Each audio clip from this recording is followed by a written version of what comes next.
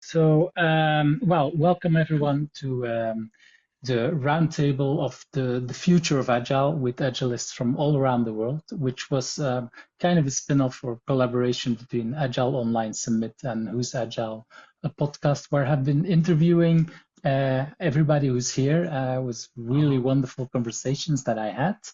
And well, instead of me introducing each other, let's start with you introducing yourself. Let's take a minute or two to introduce yourself. Alexandra, let's start with you.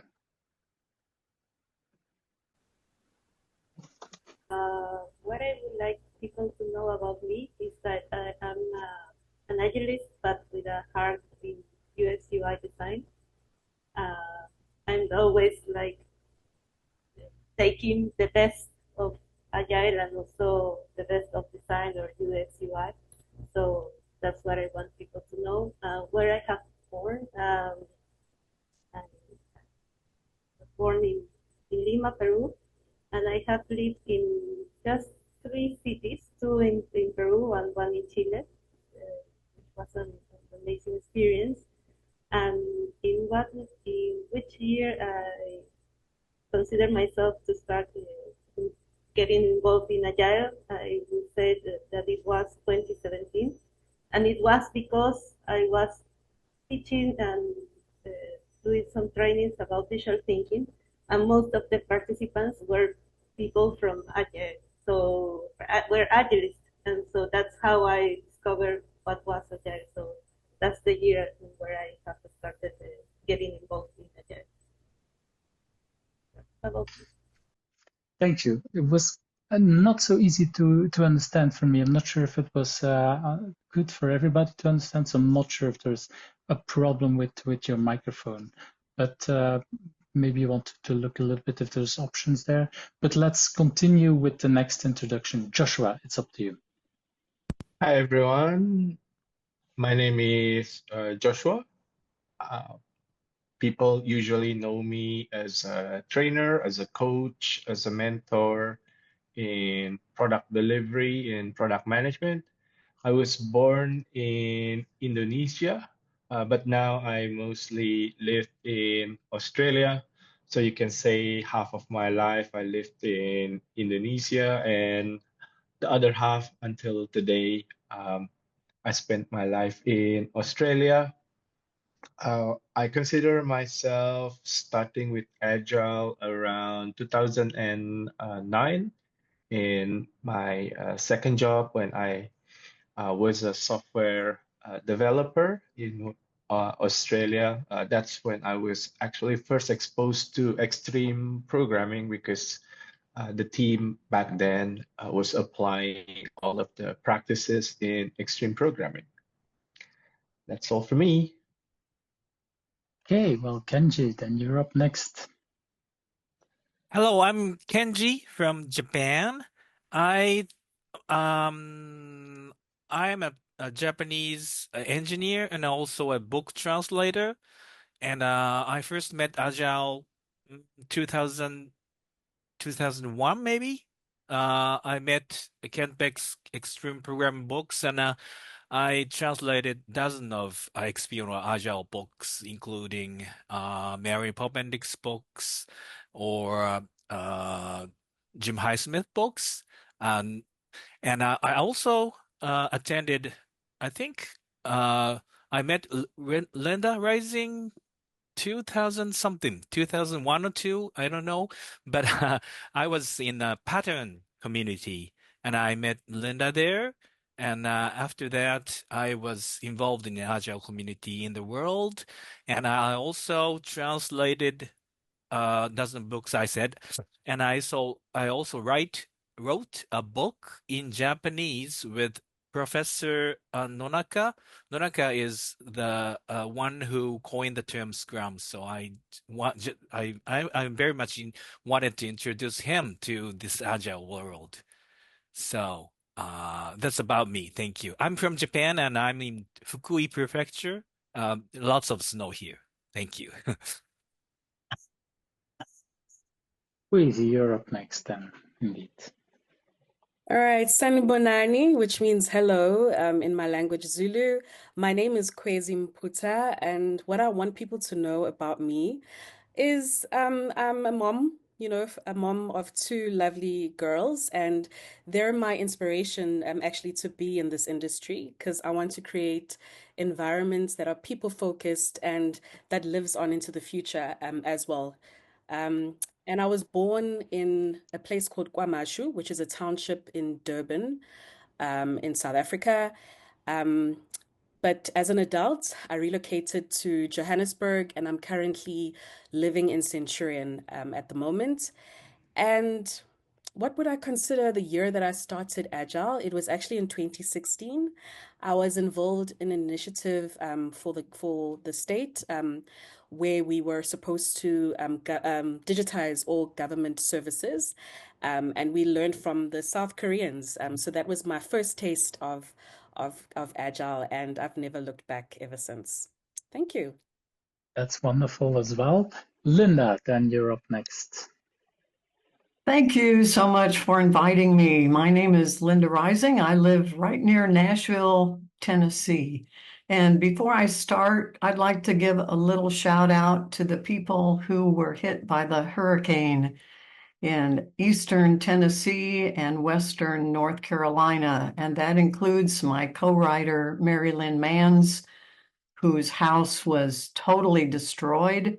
She has nothing. They have no electricity. They have no water. That whole area is still devastated. And every morning I wake up waiting to hear how she's doing. So please keep them in your thoughts. They are still struggling.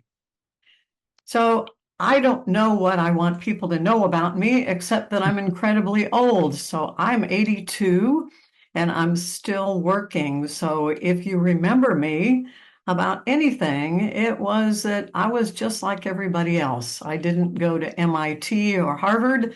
And so if I was able to accomplish anything, I want you to be an inspiration to you, thinking that you could do anything that I have done. I was born in Chicago, Illinois. I don't know how many places I have lived, but a lot. Just about everywhere within the US, and I lived in Europe for a year.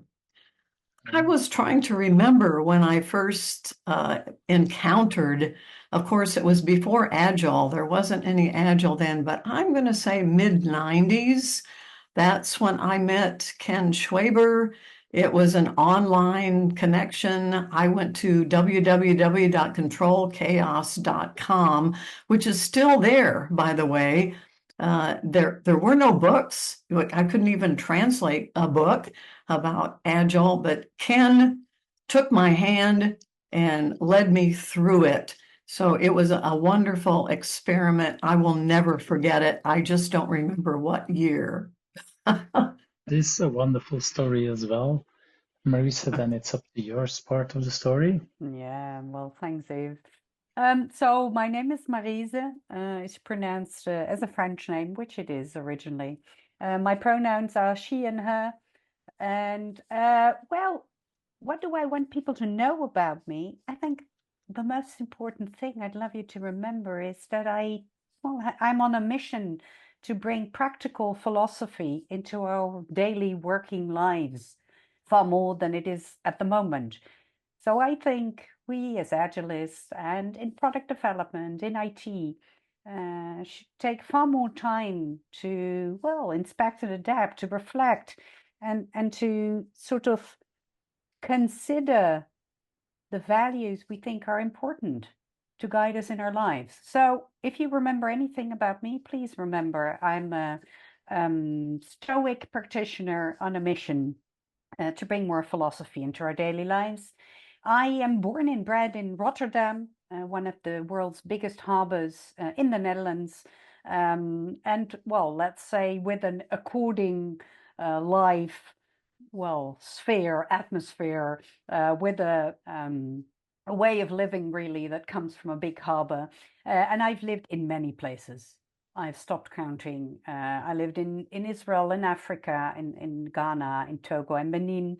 And I have spent a lot of my time in Ireland. And now I'm back in the Netherlands, in a tiny village called Zoeterwoude.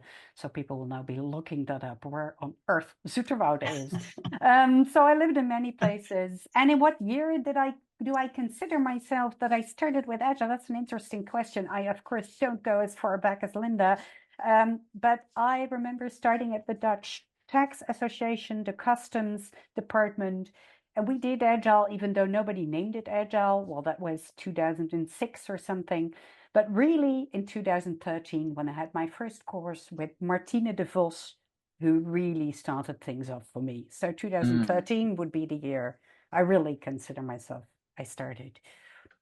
So thanks. Thank you for sharing that. And yeah, bringing back the name Martina, because she's actually living in Ghent, where I am, but has been retired already. Actually, Linda, some of the books behind me are coming from her because she gave me a lot of her books when she retired. So as a little bit of a side note, I stopped sharing because then we can see everybody a lot better.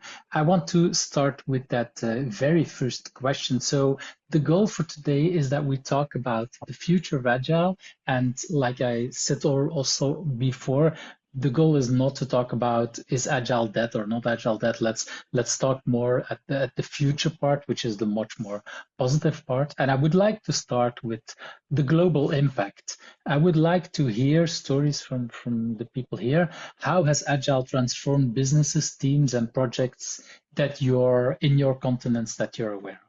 Who wants to start off with that? The floor is open. I'm not going to appoint people, so. Okay, can I talk about Japan? Of course. Yeah. I think Agile has gotten mainstream and very popular here, but still, not everyone is doing it, and Waterfall is still alive, and I think 30 or 40% is still doing Waterfall.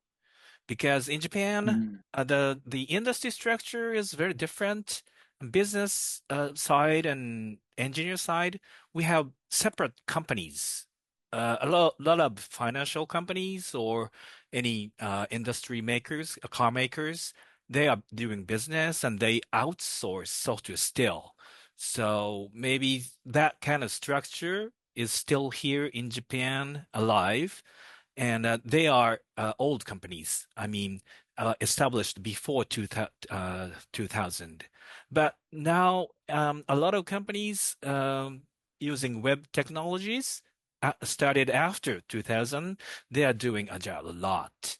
And they are working in teams, and they are trying to make products in Scrum way or XP way or their own way of Agile doing it. So I'm happy that Agile has come to very widespread in Japan.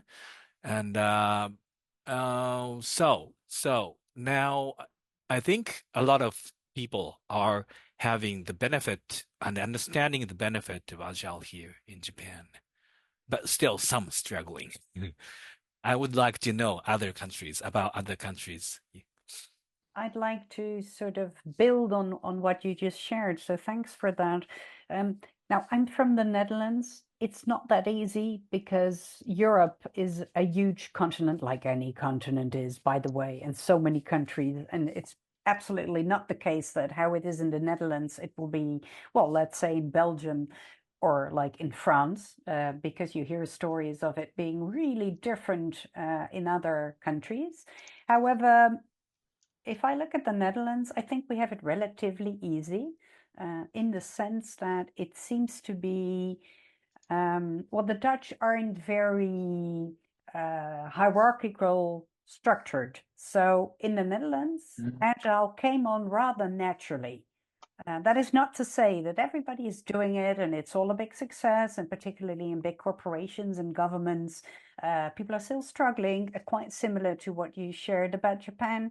But I think I can't speak for the whole of Europe, but in especially the Netherlands, we seem to have it, well, relatively well well under control is definitely the wrong way to put it, but at least we seem to be getting the grasp of it, at least in a reasonable amount of organizations.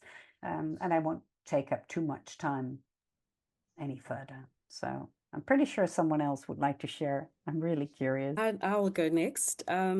So just like Maryse, my experience is not going to be for the whole continent of Africa.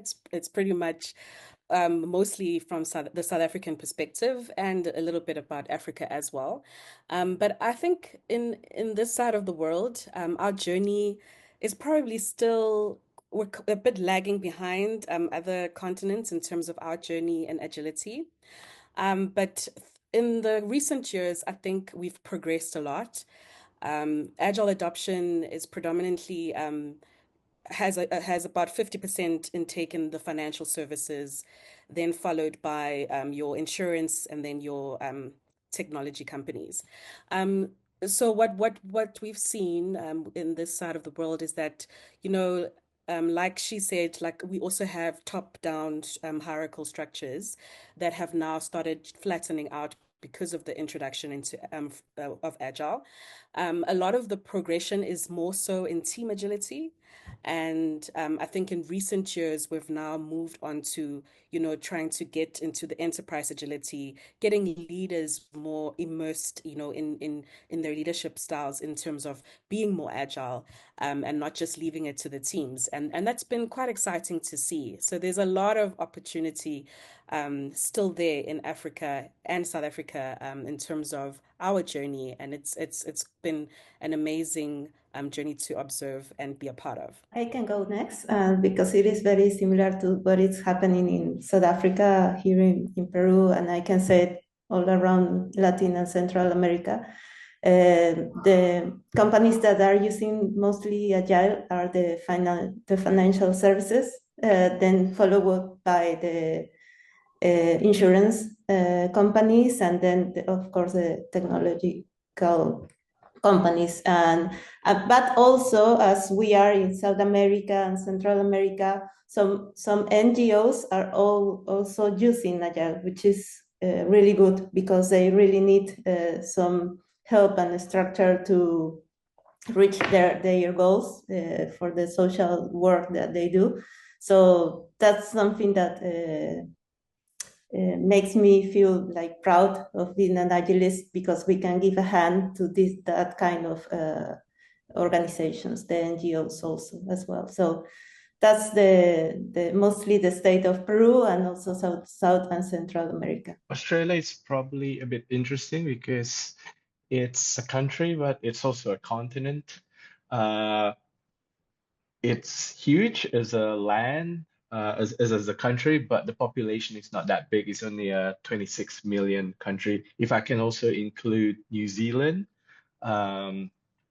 probably it's also can be considered as a one continent. But I don't know much about what's happening in New Zealand, but I do know there's an Agile practitioner that is based in New Zealand named Edwin Dando, and looking at his work, he seems to have a good influence in that country. Australia, I would say, is a bit interesting, even though I can't speak like across the board for whole Australia. But what I'm seeing, what I'm hearing, it sort of becomes the norm. Like when something becomes the norm, people don't use the word often, or people don't see that as something that is something that's exclusive, because many people are doing it and people are expected to do it. It's not something that is a luxury anymore. But I wouldn't say that it's perfect across the board. What I'm hearing from several of my colleagues also, there has been like a lot of removal for like agile coaches, scrum masters, because now what agile coach or scrum master knows, everybody needs to know, like everybody needs to have that coaching skills. People needs to have that agile mindset, that behavior, that attitude. Those kind of things are not only known by agile coach or scrum master. Even middle managers needs to have coaching skills. They need to know how to mentor people. They need to know how to facilitate. So now, rather than having one person or several people, typically as coaches or scrum masters, that skills that used to be had by agile coaches needs to be had by almost everyone in the company, including the managers, which is, I think it's quite good because I think in the past, like it's kind of separated. So managers just manage and agile coaches. But now it's kind of blended, merged into one. Um, and that's what I see uh, like in many places, in many companies in Australia. And because Australia is not really big, there aren't that many companies here also. So that's probably also how the spread of Agile in Australia is relatively faster than other countries that are bigger out there.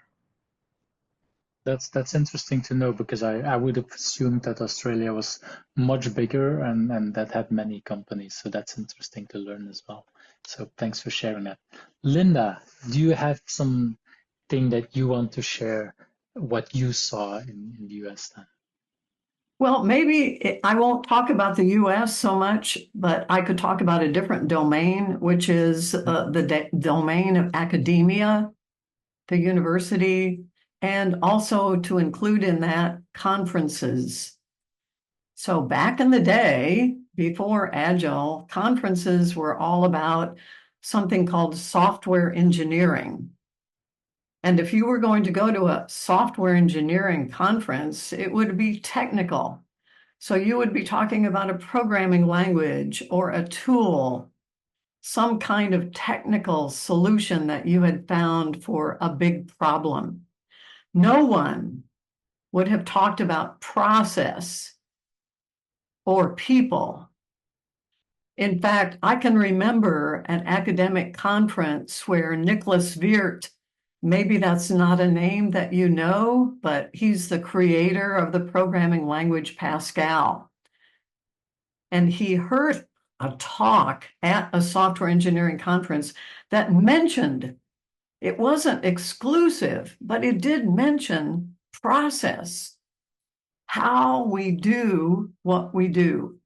And he stood up in the audience and railed at the poor speaker, saying, "What does that have to do with software engineering?" So when Agile came through, it was like a tidal wave or a hurricane. All of a sudden, academia felt okay to talk about process, to talk about how people did whatever it is that we do. It didn't have to be a design topic or an architecture topic or a programming language topic. It could be a legitimate topic that had to do with people and process. That is something that had never happened before. Now in academia, in universities, you can actually have courses in various kinds of process approaches to dealing with the people problems. So whether or not Agile has been a success in the field, on the ground, in actual companies, it's changed the way people think about what was called engineering, software engineering, which is a term you just don't hear anymore. It's so different. Thanks for sharing that, Linda. And for me, that kind of moves us kind of automatically a little bit to that next part where I wanted to have a small discussion about values. What are the core values and principles of Agile that we've seen that are driven the success? Because we know that on that original page of the Agile Manifesto, which I hope that everybody who's watching this video has seen or at least and read both pages. But what were the values that now, 20 years later, that we see that have driven success? Is there anyone who wants to start about that? And let's have it a little before the previous one question was more like, okay, let's do it separately. This might be an interesting one to have a little bit more discussion among ourselves. I heard what Linda said, and I remembered, yes. And Linda, you are the one who spread the people part to the world a lot. And I also think that the change I felt a lot here in Japan too, in Japan, especially, I mean, Japanese people are uh, show passions a lot to others. They are silent all uh, every time we talk. But the people part, I mean, the business and engineer talk together to make a better thing or better process together. That kind of attitude changed a lot in Japanese culture, and they started to talk to each other. Before that, we exchanged documents and maybe software models, but not the way they create things or how this should change the user's thinking or user's creativity. So that part, I mean, user, business, engineer, we talk each other and exchange ideas and passions, and that part changed a lot in Japan too.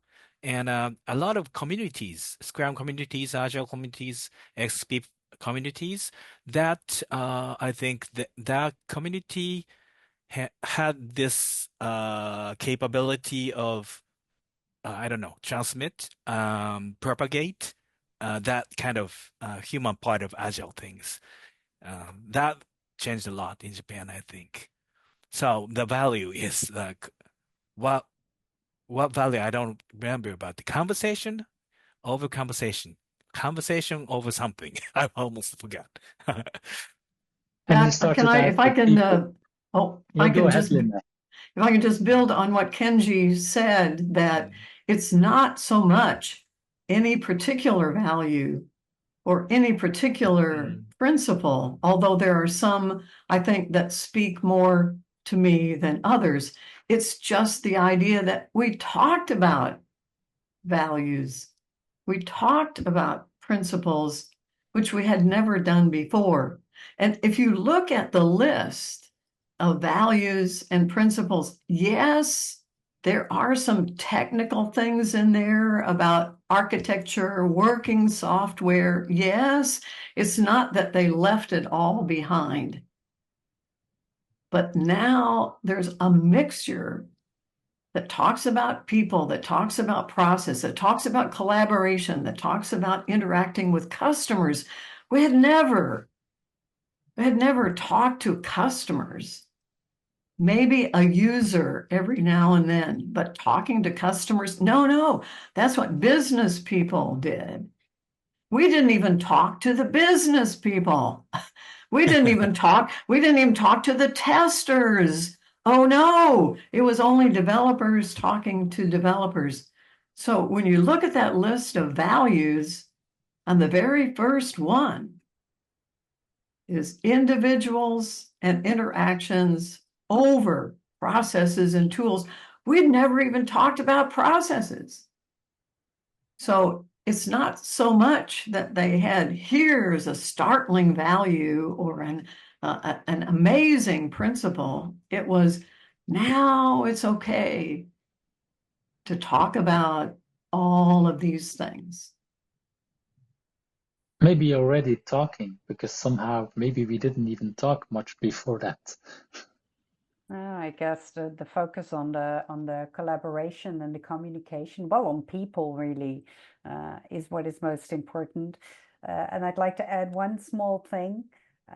For me, but that is of course also my own opinion and perspective, also the focus on the working software part, because I have been in organizations where, well, all the documentation was fantastic, huge governmental organizations, huge corporates.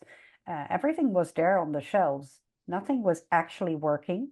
So for me, also next to the people and communication thing, the fact that we actually started looking in, well, how does it work in reality? Does it actually work? What happens in real life? For me, I think makes a big difference too, next to all other things. And it's, of course, everything together. But the working software, the focus on, okay, so what actually happens in real life made a big difference too, I think.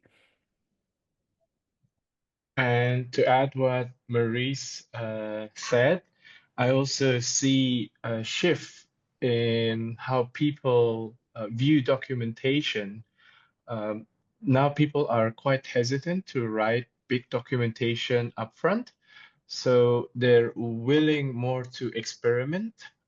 So even documentation, they view it as a unvalidated hypothesis. Before Agile, people seems to be focused on locking down documentation before they start the work. But now there's a shift. Not only they focus on like a working product, working software, but they're now not quite risk averse with experimenting. They see that as something necessary, and the iterative cycle has gone beyond to what has been set like 20 years ago when Agile emerged. I think in the early days of Agile, iteration is more about delivery cycle. But now a lot of companies view it as a validation cycle. So like if they're using Scrum, now they view a sprint as a loop to continuously validate their assumption beyond just delivering working software, which is a for me it's a big shift. Just to add on what everybody's saying, I think it's more about the like what speaks to me about the values is that initially when well in South Africa when companies started on the adoption of agile ways of working, the focus was more on the doing of agile and not versus the being of agile. And I think there's now a shift towards the understanding that in order for us to get like full benefit of this ways of working, we need to be agile, and it speaks a lot to the people focused type of values like individuals and interactions over processes and tools. And just to add on to what Joshua is saying, delivering quicker to our customers, and that comes again with the customer collaboration in order for us to satisfy our customers. So I mean, the principles and values and just keeping that in mind and kind of enforcing it more and more into organizations, I think has also allowed in the shift from, this agile thing was mostly in the tech world, and now we're seeing adaptations in other industries that have nothing to do with technology, like HR and etc. And it's because of the people focusedness and of the being of agile versus actually just focusing on the doing. And I would like to add also, yes, of course, the human-centric approach that Agile has is like one of the biggest, most important principles that we have, like talking about individuals and interactions, and also the customer collaboration that we need to build. But I was thinking also about the other principle that we have, that it is about responding to change nowadays, that we are like interacting with AI and all these things that are changing all over the world. I was thinking that about that, and how nowadays in the industries here in Latin America and Central America, we are trying to learn from AI and how we can make our industries, our organizations better with the help of AI. So that's another one of the principles that helps organizations that are already using Agile, and also some organizations that are not related to tech, as you mentioned that's happening in South Africa, that they found in Agile the way that they can be more adaptive to change. So that's something that I was thinking about. I would like to also see a little bit when we talk about values, about do we see any things for the future with the values? Do they continue to be the same kind of values? Do we see missing values for the future? Is there anybody who has an opinion on these kind of things?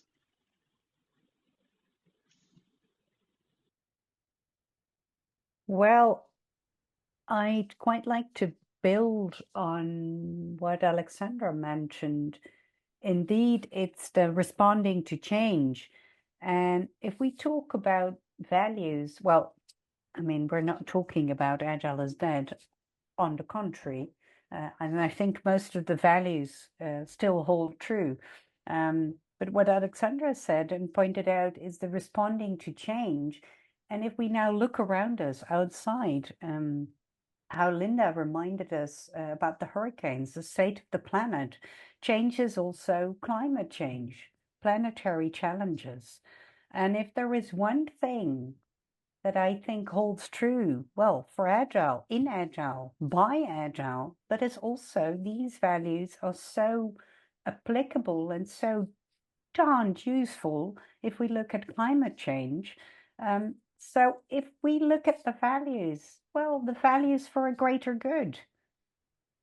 If we start using Agile, what we know and do by and in Agile, for this big change that's going on all around us, the climate change, well, maybe we can contribute to making the world a bit of a better place. And maybe that in itself is, well, the summum bonum, the ultimate good. I don't know. I have no answers, but I'm just suggesting, well, if we talk about values, this greater good, the planet, the climate change could be a thing. So that's kind of a, well, responding to change as well, building on what Alexandra said. Just a nugget of my thoughts here. Yeah, something as a green Agile, like Agile for sustainability. Yeah, absolutely. Well, we do have already a manifesto for sustainability. I think we have that was created by the Agile Alliance. So we'll add a link to the show notes later as well for people if they want to learn some more about that. And other things that people see for values for the future. One thought I have is that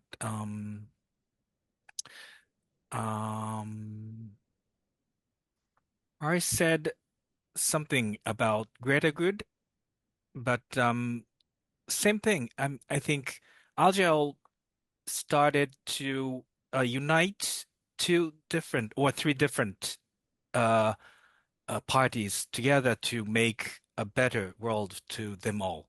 So I think I don't want to talk about wars or things, but different disciplines or schools can be make another value or upper structure thinking about the better upper world together. I mean, using conversations. What do you think?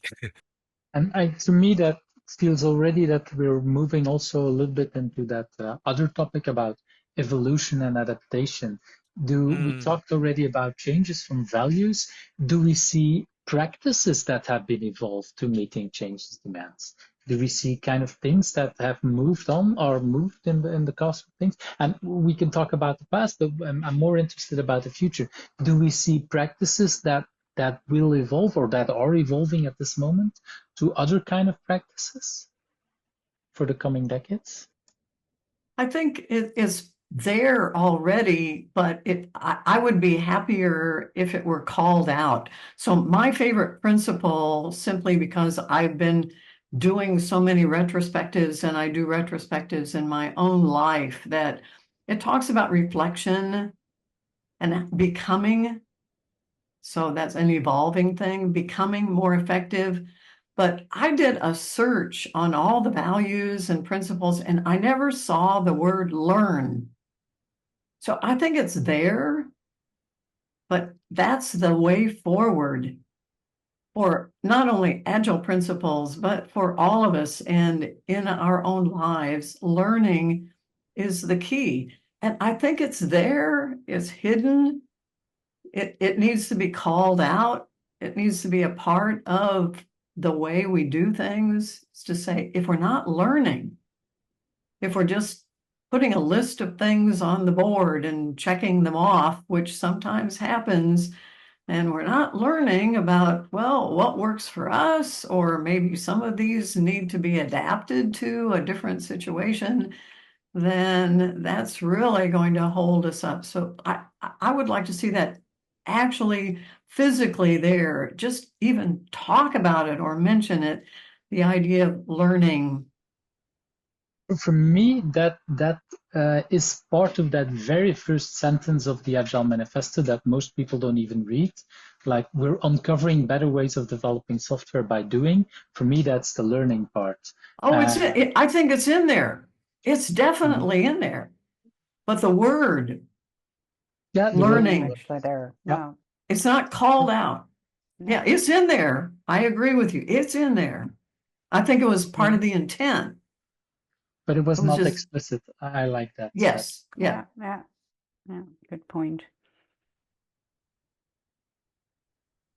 I was thinking that we need that part of the learning if we really want to do, like, not just do, like, be agile. You know what I mean? If you want to have that agile mindset, you always will need to be like, keep on learning and learning and experimenting and have that mindset, that kind of mindset. So yeah, what you mentioned, Linda, is really important. Yeah. You asked a question that what do we think is missing in the values, and just to build on to what Linda was saying, from my perspective, I think the values and principles are quite focused on like the interactions between people in teams, as well as, delivering faster to customer. And I think what's missing for me is is humanizing the workplace. More things, more principles aligned to that. How do we humanize the workplace? So that we can create these environments that the principles and values, stand for. And like in a lot of places, it's not that people are not agile in their mindsets or their attitudes. It's the environments that they're in that actually prevent them from doing from learning or being innovative or delivering value to customers faster. So I think that's what's missing for me is a bit more focus on how can we humanize workplaces to allow for us to live out these values and principles more effectively. Yeah, I love that you add that. That'll also bring more sustainability really into it. So yeah, good point.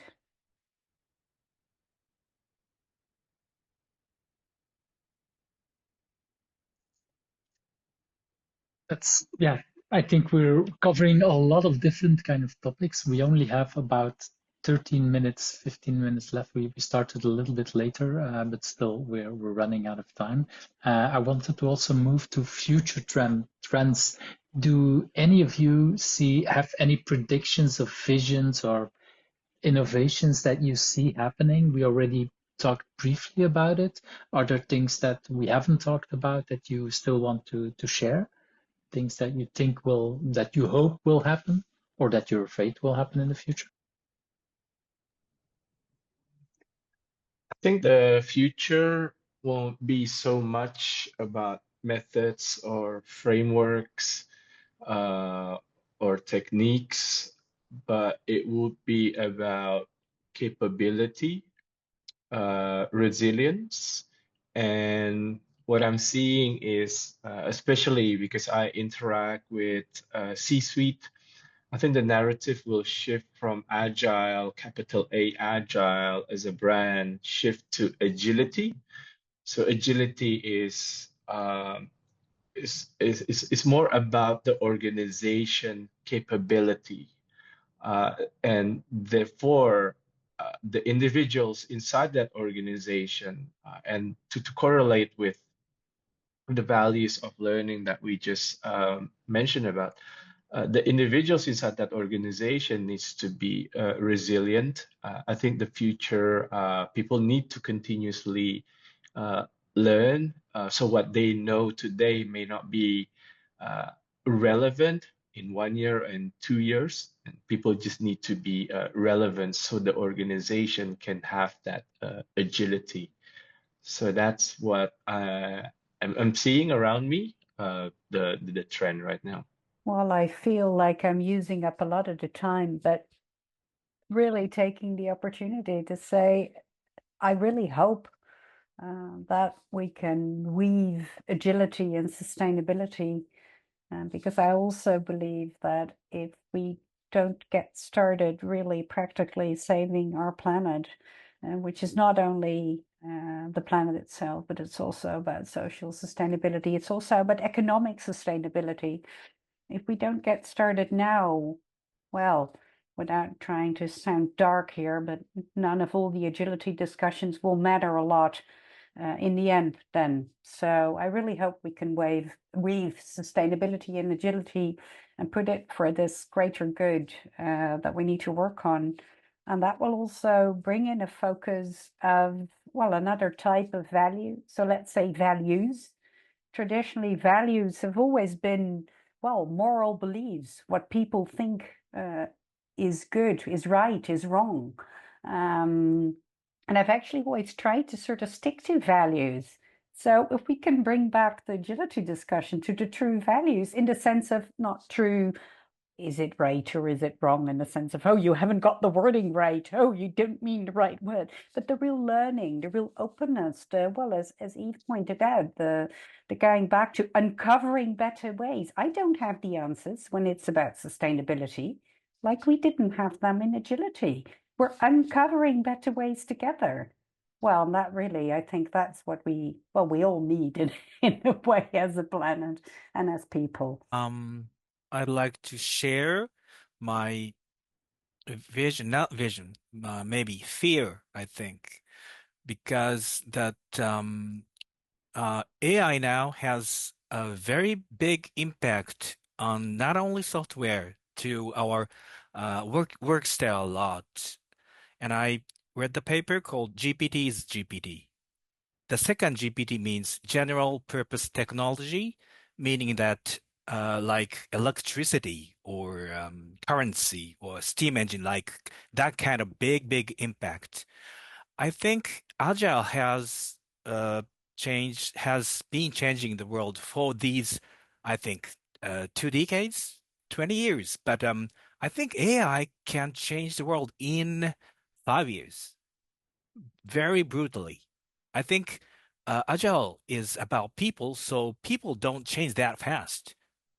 But current AI is changing very fast, and that will impact this world a lot bigger or short time span than Agile did.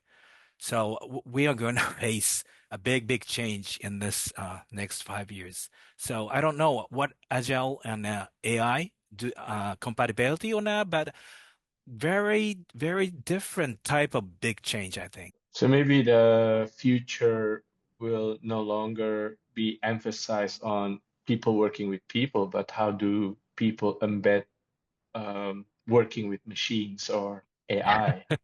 And that's something that we haven't answered yet, or Agile has not answered yet, because Agile is all about people. But how do we embed Right. people with machines? Which is interesting. Right. That can be called a next software engineering. Yeah. something that hasn't been discussed in Agile. Well, people and interactions, right? Right. And of course, what nobody has mentioned yet is that in my country, we're about ready to have an election. And actually, I've already voted because Tennessee has early voting. So I've done what I can. And regardless what of the output of that election, there will be big change. What I hope is that we realize that we can't go back. So in all of the change that I have seen within this discipline, whether you call it software engineering or not, that it's been progress in a certain direction. And I don't believe that whatever else happens, that we will go back to the way it was. That the progress in software engineering has been somewhat slow, but it has happened. There has been progress. Things are better. As bad as some things are right now, they are so much better. Just look at an old black and white movie to see how people treated each other and the environment, that now we're more aware. Things are getting better. We won't go back, no matter what happens on November 5th. Fingers crossed, we shall see. And I think this similar can be said about Agile in a way as well, is that the software industry has moved, has improved in certain ways. And I think also customers will always, well, I see it if I look at the way I get software on my phone, it's I get it very regularly. I don't care anymore when they get updates. I used to know that I don't know, installing an Office version, yeah, that was always like everything will change and I will postpone it. And so I see a lot of change on customer side, that people will demand the same kind of fast things, but with quality, because yeah, that sometimes we also see that things are going very fast, but sometimes ignoring quality. So I think there is a lot of things that have been moving in the past years, and sometimes people are pushing back. But I also think, well, I know that in some companies, when COVID hit, people had to work from home. And all of a sudden, sometimes in Belgium, some companies were forced to create different versions of their software because the law said, like, I don't know, banks, people don't have to pay back loans for a certain amount of time. And people were able to adjust their big plans up front in just without much thinking and without much having problems with that. So I do think that we see advantages there as well. Anyone else that wants to have some last minute things that we've seen already that we think things are moving, or maybe the opposite? Yeah, I just want to add that I heard a lot about change and how things are gonna be different in the near future. So I really wish that with the help of Agile, we can be together with the society in general to help to adapt into the AI world. And also, I wish that we can have more focus on mental health, because as we have mentioned, things are changing very fast and people don't change so fast. So we have a big challenge there, how we help people adapt into these faster changes that we are going to be dealing with. So I really wish that with the organizations and with the help of Agile, we can offer that to the society in general, the mental health care. So yeah, I just wanted to add that. Who hasn't spoken? Not that much. Who wants to still add something? It says, oh, maybe I've been holding back some things. And with all the change that's been spoken of, I think, I mean, as sad as some of the things that we've gone through were, like the pandemic, like Linda sharing the story that she shared, I think it's kind of shown us as humans that we have the capability to adapt. And I think we'll be fine in the future. Like I'm positive about with the direction that the world is going at large. With AI, with all these changes and everything. And I think we'll be okay. We'll there's still positive things to look out for with all the changes that are yet to come. And that might be a nice way to end up as a kind of way of looking back at this conversation. So I would like to thank all 6 of you. We have been here with people from, well, all continents. Well, I didn't find anyone on Antarctica, so I hope for the next version there will be somebody there, or maybe we'll have some people at Mars or at the moon when we're talking the next time, if we want to talk about the future. But I really enjoyed it. I think we probably could continue for another 2 hours if we wanted to.